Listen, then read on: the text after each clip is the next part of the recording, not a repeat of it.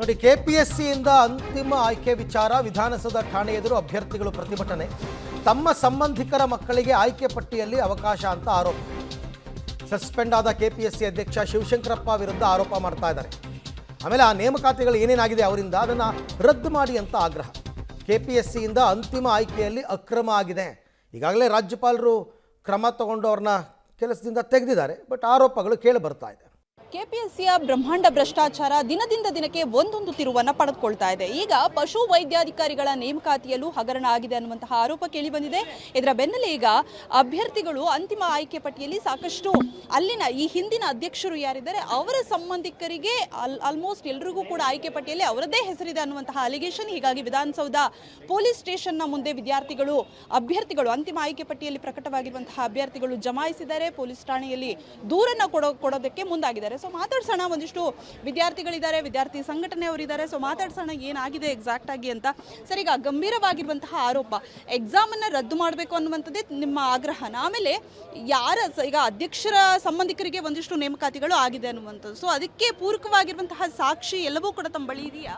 Madam, ಖಂಡಿತ ಇದೆ. ಯಾಕೆಂದರೆ ಈ ಹಿಂದೇನು ನಾವು ಮಧ್ಯವರ್ತಿಗಳು KPSCಯಲ್ಲಿ ಏನು 1:3 ಲಿಸ್ಟ್ ಬಿಟ್ಟಿದ ತಕ್ಷಣ ವೆಟರ್ನರಿ ಆಫೀಸರ್ದು ಇವರು ಮಧ್ಯವರ್ತಿಗಳಿಗೆ ಫೋನ್ ನಂಬರ್ಸ್ ಕೊಟ್ಟು KPSC ಕಡೆಯಿಂದ KPSC ಮೆಂಬರ್ಸು ಮತ್ತು ಚೇರ್ಮೇನು ಯಾರ್ಯಾರಿಗೆ ಹುದ್ದೆಗಳು ಬೇಕು ಅವ್ರು 80 ಲಕ್ಷ ಅಡ್ವಾನ್ಸ್ 40 ಲಕ್ಷ ಕೊಟ್ಬಿಟ್ಟು ನೀವು ಡಾಕ್ಯುಮೆಂಟ್ಸ್ ಕೊಟ್ಬಿಡಿ ಒರಿಜಿನಲ್ಲು, ನಿಮಗೆ ಡೈರೆಕ್ಟ್ ಹುದ್ದೆ ಕೊಡ್ತೀವಿ. ಆ ಪರಿಸ್ಥಿತಿಗೆ KPSC ಬಂದಿದೆ ಮೇಡಮ್. ಆ ಥರ ಕಾಲ್ಸ್ ಬಂದಿದೆ.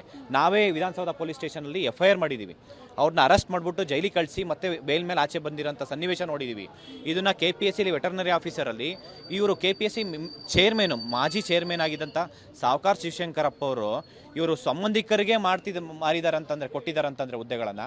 ಸ್ವಂತ ಮಗಳೂ ಇಂಡಸ್ಟ್ರಿಯಲ್ ಎಕ್ಸ್ಟೆನ್ಷನ್ ಆಫೀಸರಲ್ಲಿ ಆ ಆದಾಯ ಇನ್ಕಮ್ ಸರ್ಟಿಫಿಕೇಟು 40 ಲಕ್ಷ 50 ಲಕ್ಷ ಇವ್ರದ್ದು ಇನ್ಕಮ್ ಇದ್ರೂ 40,000 ಸರ್ಟಿಫಿಕೇಟ್ ಕೊಟ್ಬಿಟ್ಟು ಇವರು ಮಗಳೇ ಲಿಸ್ಟಲ್ಲಿ ಸೇರಿಸಿರೋಂಥವ್ರು. ಇವರು ಎಷ್ಟು ಕರಪ್ಷನ್ ಮಾಡಿರ್ಬೋದು ಅಂತ ಯೋಚನೆ ಮಾಡಿ ಮೇಡಮ್. ಈ ಒಂದು 400 ಪೋಸ್ಟಲ್ಲಿ ಸುಮಾರು 320 ಪೋಸ್ಟ್ ನೋಟಿಫಿಕೇಶನ್ ಅಂದರೆ ಫೈನಲ್ ಲಿಸ್ಟ್ ಬಿಟ್ಟಿದ್ದಾರೆ. ಇದರಲ್ಲಿ ದಯವಿಟ್ಟು ಇದನ್ನು ಮೋರ್ ದೆನ್ 70 to 80% ಕರಪ್ಷನ್ ಆಗಿದೆ ಮೇಡಮ್. ಇದು ಯಾಕೆ ಅಂತಂದರೆ ಇವರು ಅಷ್ಟಿಷ್ಟಲ್ಲ, KPSC chairman more than 50 to 60 post ಬೇಕಾದವರಿಗೆ 80 ಲಕ್ಷಕ್ಕೆ ಮಾರ್ಕೊಂಡಿದ್ದಾರೆ. ಎಷ್ಟೋ ಜನ ಕ್ಯಾಂಡಿಡೇಟ್ಸಿಗೆ ಲಿಸ್ಟಲ್ಲಿ ಇರೋರ್ದು ಕೂಡ ಆ ಮಾರ್ಕ್ಸ್ ಕಾರ್ಡು ಡಾಕ್ಯುಮೆಂಟ್ ವೆರಿಫಿಕೇಷನ್ಸ್ ಆಗೋಕ್ಕೆ ಮುಂಚೆ ಇವ್ರದ್ದು ಲಿಸ್ಟಲ್ಲಿ ಬಂದಾಗ ಎಲ್ಲರೂ KPSC ಮೆಂಬರ್ಸು ಮತ್ತು ಏಜೆಂಟ್ ಯಾರಿದ್ದಾರೆ ಅವ್ರ ಹತ್ರ ಒರಿಜಿನಲ್ ಮಾರ್ಕ್ಸ್ ಕಾರ್ಡ್ ಇಟ್ಕೊಂಡಿದ್ರು. ಆ ಪರಿಸ್ಥಿತಿಲಿ ನಾವು ಕರ್ನಾಟಕದಲ್ಲಿ ನೋಡ್ತಿದ್ವಿ. ಇದು 100 ಕೋಟಿ ಹಗರಣ. ವೆಟರ್ನರಿ ಆಫೀಸರ್ದು ಪ್ರಾಮಾಣಿಕವಾಗಿ ಓದಿರೋಂಥ ಅಭ್ಯರ್ಥಿಗಳಿಗೆ ನ್ಯಾಯ ಕೊಡಬೇಕು. ನಾವು ವಿಧಾನಸೌಧ ಪೊಲೀಸ್ ಸ್ಟೇಷನ್ಗೆ ಇವತ್ತು ಇದ್ರ ಬಗ್ಗೆ FIR ಮಾಡೋಣ ಅಂತ ಬಂದಿದ್ದೀವಿ. ಇದನ್ನ ರಾಜ್ಯ ಸರ್ಕಾರ, ಮಾನ್ಯ ಮುಖ್ಯಮಂತ್ರಿ DK ಶಿವಕುಮಾರ್ ಸರ್ ತುಂಬ ಗಂಭೀರವಾಗಿ ತಗೊಂಡು KPSC ಮೇಲೆ ಆಕ್ಷನ್ ತಗೊಂಡು CBI ತನಿಖೆ ಮಾಡಬೇಕಂತ ಹೇಳ್ಬಿಟ್ಟು ಮನವಿ ಮಾಡ್ಕೊತೀವಿ. ಓಕೆ, ಸೊ ಈಗ ಕಂಪ್ಲೀಟ್ ಆಗಿ ಎಕ್ಸಾಮ್ ರದ್ದು ಮಾಡಬೇಕು ಅಂತ, ಬಟ್ ಈಗ 100 ಜನ ಎಕ್ಸಾಮನ್ನು ಬರೆದಿರ್ತಾರೆ, ಜೊತೆಗೆ ಅವರು ಆಯ್ಕೆ ಆಗಿರ್ತಾರೆ. ಈಗ ರದ್ದು ಮಾಡಿದ್ರೆ ಹೇಗೆ? ಹಂಗಾದ್ರೆ ನಮ್ದೇನು ಮೇಡಮ್, ನೀವು 100 ಜನ ಅಂತ ಹೇಳ್ತೀರಾ, ಹಂಗಂದ್ರೆ ನಾವು ಇನ್ನೂ 8 ವರ್ಷ ಕಾಯ್ಬೇಕಾ? ಇಲ್ಲಾಂದ್ರೆ ಯಾವಾಗ ಮಾಡ್ತಾರೆ? ಇನ್ನೂ ಒಂದು 10 ವರ್ಷ ಕಾಯ್ಬೇಕಾ? ಇಲ್ಲ ಅಲ್ವಾ? ಈಗ 8 ವರ್ಷ ಈಗ ಆಗಿದೆ. ನಾವು ಏನು ಅನ್ಕೊಂಡ್ವಿ, ಆಯ್ತು 8 ವರ್ಷ ಆ ಕರೆ ನಿಮಗೂ ಬಂದಿದೆ?